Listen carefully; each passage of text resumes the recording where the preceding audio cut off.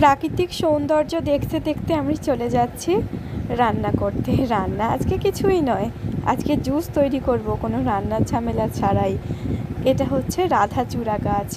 রাধাচূড়া গাছের সৌন্দর্য দেখতে দেখতে এবার চলে যাচ্ছি কেষ্টকালী ফুল, সেই ফুলও দেখতে দেখতে চলে যাচ্ছি। হলুদ, গোলাপি এবং সাদা ফুলও আছে, এখানটাতে নেই। আমার 4 রকমের ভিন্ন পদ্ধতিতে জুস একদম তৈরি হয়ে গেল। এবার খাওয়ার পালা।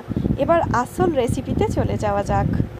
আম পোড়ার শরবত করার জন্য একটা কাঁচা আম নিয়েছি, পাকা আমের জুস করার জন্য পাকা আম নিয়েছি, একটা ফুটি নিয়েছি, একটু পেকেই গেছে মানে ফুটি হয়ে গেছে, আর লেবুর জুস করার জন্য লেবু নিয়েছি। প্রথমে কাঁচা আমটাকে পুড়িয়ে নিচ্ছি, আম পোড়ার শরবত হবে।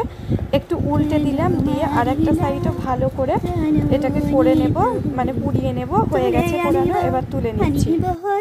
আমটাকে এখনই আনিব গো, আমার ওই পাকা আম উনুন থেকে তুলে আনবো গো, তুলে আনিলাম গো, ওই কাঁচা আমটাকে তুলে আনিলাম আমি উনুন থেকে আম ধুয়ে এখন ফেললাম গো। কাঁচাতে কাঁকুড়, পাকলে ফুটি। আমার পেকে গেছে, ফেটেও গেছে। পাকা আম, কাঁচা আমটাকে তো আগেই পুড়িয়ে ধুয়ে রাখলাম। নুন, চিনি, গুড়, বাতাসা, বিট নুন আর জল লাগবে জুস করার জন্য। এবার দেখতে থাকো ভিডিওটা। কাঁচায় কাঁকুড় আর পাকলে ফুটি, দেখো পেকে গেছে, কালকে দেখো ফেটে ফেটে গেছে, কীরকম চির খেয়ে গেছে। এবার কেটে ফেলবো, খোলাগুলো ছাড়িয়ে নেব। আর ছাড়ানো না গেলে, একদম পেকে গেলে, ছাড়ানো না গেলে নাও ছাড়াতে পারো, তবে কাঁচায় কাঁকুড় হিসেবে খেলে অবশ্যই ছাড়িয়ে নিও। দেখো পাকায় বালি বালি একটু, আর স্বাদ অতটা ভালো নেই, ভ্যাসকা মতো, তাই এইভাবে জুস করে খেলে বেশ ভালো লাগবে।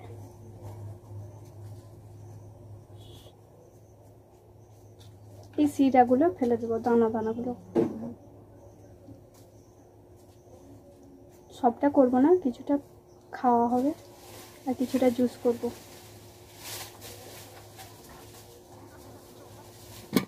পাতিলেবু শরবত করার জন্য পাতিলেবুটাকেও 4 টুকরো করে কেটে নিচ্ছি। কেটে নেওয়া হয়ে গেছে পাতিলেবুটাকে। একইভাবে আমি পাকা আমের খোলাটাকেও ছাড়িয়ে নিচ্ছি, তার থেকে রসটাও বার করে নিচ্ছি একটা জায়গাতে। আর কাঁচা আমটাকেও কেটে নেব, নিয়ে একইভাবে আমি খোলাটা ছাড়িয়ে ফেলে দেব এবং শাঁস যেটুকু নেওয়া যাবে সেটা নিয়ে নেব। আর পাকা আমটা যদি একটু পরিমাণে শক্ত হয় তাহলে গ্রেটার দিয়ে গ্রেট করে নেওয়া যাবে, তাহলে বেশ রসটা অনেকটাই পাওয়া যাবে। আর যদি একদম পাকা গলগলে হয় তাহলে হাত দিয়েই নিগড়ে নেওয়া যাবে চটকে চটকে। প্রথমে কাঁচা আমের রসটা বার করে নিচ্ছি একটা জায়গাতে। কাঁচা আমের শরবতের জন্য কাঁচা আমের রসটা বার করে নেওয়া হয়ে গেছে। এবার ভালো করে নিগড়ে নিচ্ছি, একটা জায়গায় রসটা রাখছি। একইভাবে আমি পাকা আমটাকেও করে নিচ্ছি।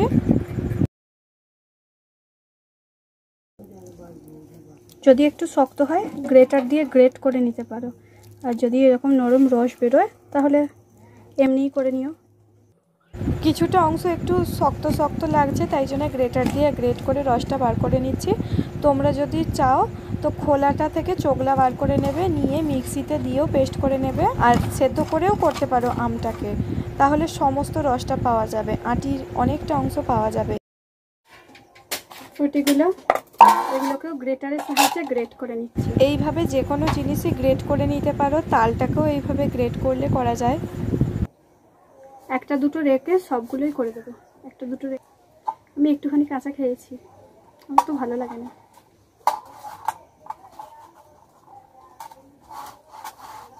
বেশি পেকে গেলে এটা হাতে করেও করে নেওয়া যাবে, আর মিক্সিতেও করে নেওয়া যাবে। যাদের মিক্সি নেই তাদের জন্য আমি করে দিলাম এইভাবে। সমস্ত কাঁকুড় বা ফুটিটাকে একইভাবে আমি করে নিয়েছি। তোমরাও এইভাবে আমার মতো একবার করে দেখবে, দারুণ লাগে খেতে। ফুটি রেখে দিয়েছি, ওটা শুধু খাওয়া হবে। আর এই লেবুটা, এদিকে ফুটিটা, পাকা আম, কাঁচা আম, আর এটা জল দিয়ে নিচ্ছি, লেবুর জুস হবে 500 দিচ্ছি। লেবু জলে চিনি দিয়ে দিলাম, কাঁচা আমে দিয়ে দিচ্ছি চিনি। কয়েকটায় কয়েক রকম আলাদা আলাদা উপকরণ দেবো। পাকা আমে দিয়ে দিচ্ছি বাতাসা, সবগুলোই দিয়ে দিচ্ছি, জল দেবো যেহেতু। আর ফুটিতে দেবো গুড়। কথাটা শুনেই হয়তো হাসি পাচ্ছে, ফুটিতে গুড় দেওয়া মানে কি বলে তো, মারা যাওয়া, পটল তোলা। গুড় দিয়ে দেবো 150 মতো গুড় দিয়ে দেবো। এ মিশ্রণটাকে ভালো করে মিশিয়ে নেব।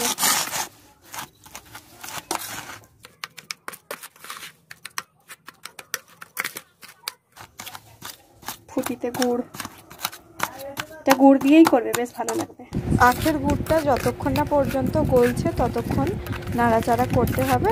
তবে খেজুরের গুড়ের টাইমে যদি ফুটি পাও তখনও এইভাবে করতে পারো, তবে ফুটিটা এই সময় পাওয়া যায়। বাতাসাটাও একটু ভেঙে ভেঙে দিচ্ছি।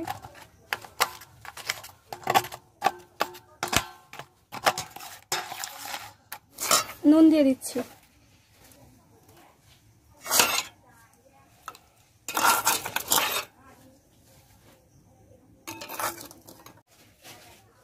এটা একটু মিশিয়ে দিয়ে একটু গলুক, লেবু জলটা আগে করে নিই।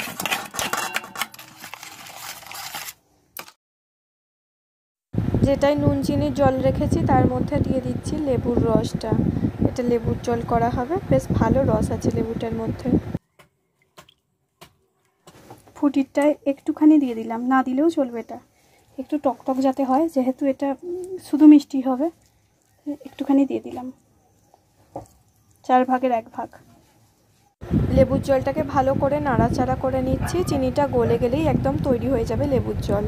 লেবুর শরবত বা লেবুর জুস একদম রেডি হয়ে গেছে, চিনি গলে গেছে। আর এইদিকে ফুটির জুসটা ভালো করে নাড়াচাড়া করে নিচ্ছি। গুড় থেকে দেখো কতটা জল বেরিয়েছে, এখনও কোনো জলে মেশাইনি। আর তোমরা এই কাঁচা আমের জুসটায় চাইলে পুদিনা পাতা, ধনে পাতা বেটেও দিতে পারো, তাতে টেস্টটা ভালো হবে। আমার এখানে পুদিনা পাতা পাওয়া যায় না, তাই আমি দিইনি। অনেক খুঁজলে পাওয়া যাবে, আর যেটা ঘরে আছে সেটা দিয়ে করছি। আর এটা আমের, পাকা আমেরটা কিছু দেওয়ার দরকার নেই। ভালো করে মিশিয়ে নিয়েছি, গুড় মোটামুটি গলেই গেছে।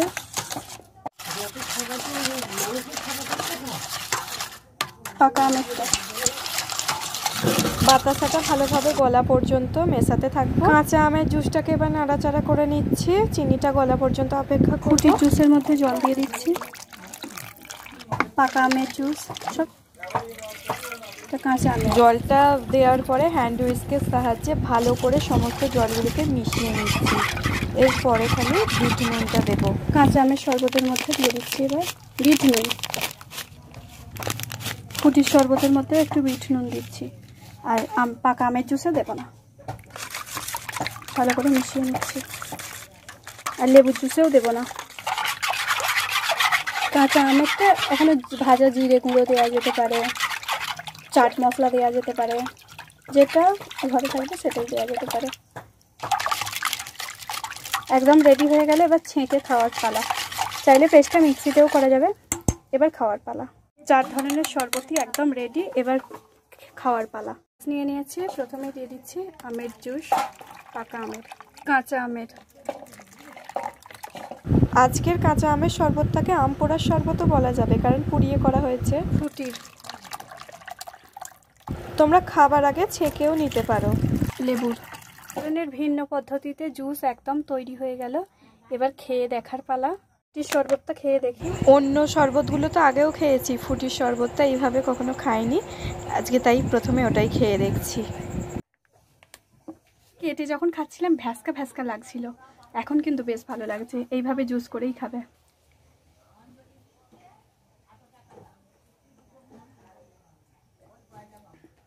খাচ্ছি লেবুর জুস, সব অল্প অল্প খাচ্ছি, কিন্তু অম্বলটা রাখবে। লেবু, ফুটি, আম সব একসঙ্গে।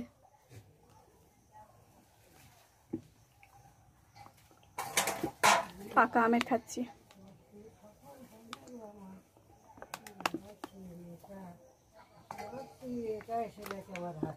কাঁচা আমের